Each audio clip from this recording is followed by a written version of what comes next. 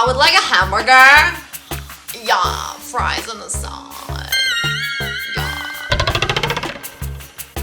This is my friend Sergey. We met in Russia, how long ago? 2007, whatever. Like 13 years ago or something? Yeah, so we're gonna talk about his experience in US, his gay experience, his Russian experience, and yeah, we're gonna drink. Cheers! Cheers! На здоровье! На здоровье! Lots of times when people come here from different countries, they find their community and they're like, okay, I don't give a who they are, but I'm gonna be friends with them because they're from the same country. Did you like feel that way? Like you need to find them like wherever they are by any means necessary? Like a lot of Russians, they don't feel the need to have a community, I guess.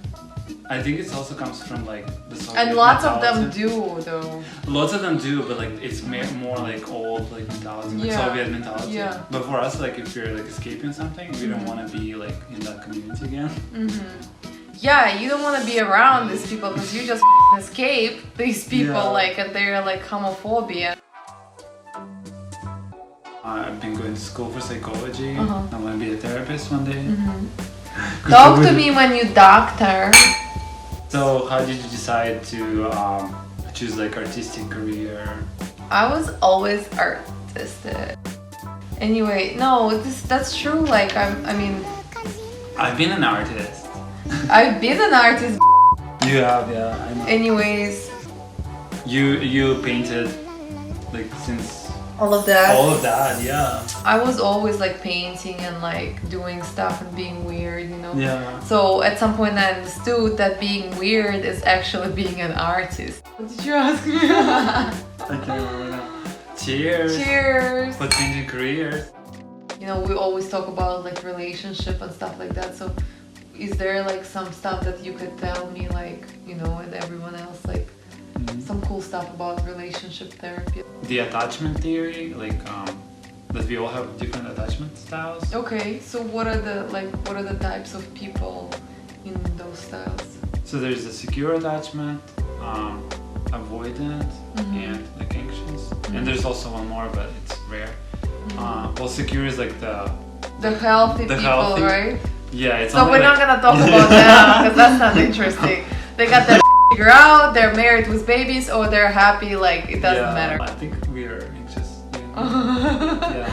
He already analyzed and gave me the full psycho thing. Well, you know that. So like, what's the anxious type?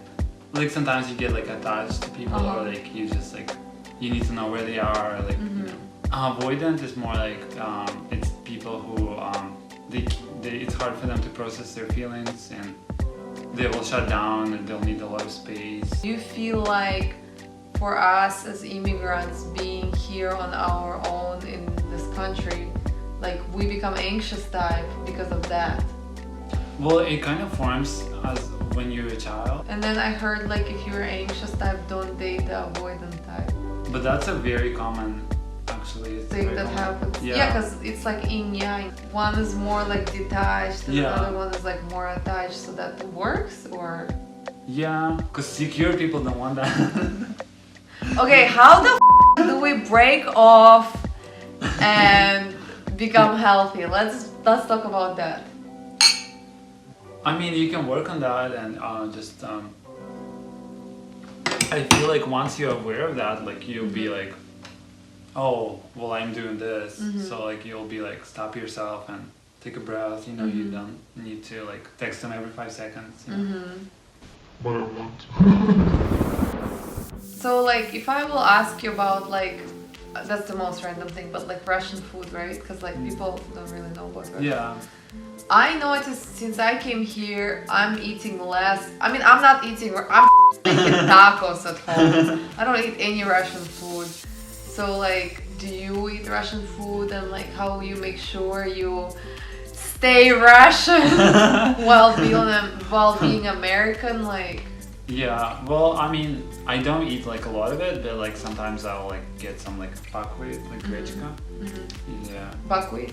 Buckwheat, yeah. You didn't know? No, I think because you said it so like buckwheat. Or just I sometimes that's go a cool to... drag queen name. Buckwheat? Buckweed. Like weed? Ooh. So Sergey introduced me to drag queen culture. Yeah. And I guess the way I see it is like it's all a form of art. I guess the most interesting thing for me about that is like I was a tomboy, so for me looking at women being feminine and showing me makeup, I was like, no, I don't want this. You didn't want to do it? It wasn't comfortable, you know. So like I was like, who is this bimbo girl trying to show me how to do this?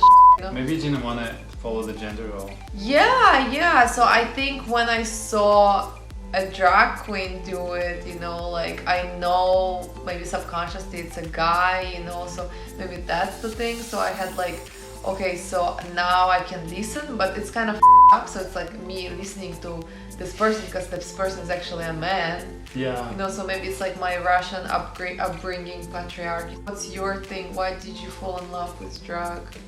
Well, it's funny because when I first moved here, I had this like, I guess prejudice against drag queens. And it used to be like that in the gay community. What did you think, it was weird, or what did you think?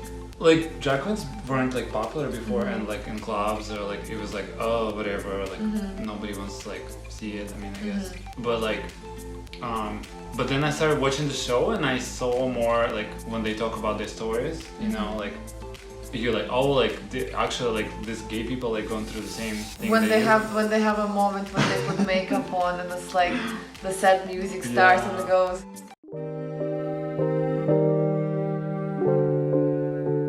Anyway, thanks for coming. Thank you. And I guess we'll see you next time. Давай Давай прощаться. Like our old friend said. This Russian gonna talk. This Russian needs to shut up.